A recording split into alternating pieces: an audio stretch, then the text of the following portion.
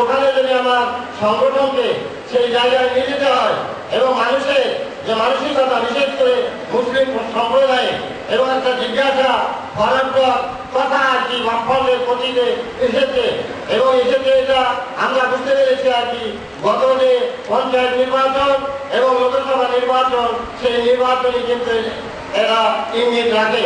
তাই ইদানিংকালে আর কি অতি সম্প্রতি এখানে 254 জন মুর্শিদাবাদ জেলা পরিষদ গঠনকে সেখানে পঞ্চায়েত সহযোগিতা অ্যাপয়েন্টমেন্ট সেখানে হলো 254 জন। এই মুসলিম বলা হয়েছে 39 জন, যেখানে 67% মুসলিম সেখানে বসবাস করে। আর সেইখানকার 254 জন সহায়িকার ক্ষেত্রে 39 জন সেখানে অ্যাপয়েন্টমেন্ট হলো রাজপঞ্চায়েত সহায়িকা। অথচ জেলা পরিষদ তাদের বামফ্রন্টের জেলা পরিষদ, ওখানকার মুসলিম বা ওখানকার মানুষ এটাকে আমাকে জিজ্ঞাসা করবে না যেটা বাস্তবসম্মত ভাবে মর্যাদাভাবে বলেছে। এখানে অনেক মাদ্রাসাগুলো আছে আর কি, এবং এখানে মাদ্রাসা কমিশন আছে, এটাও আমরা জানি আর কি।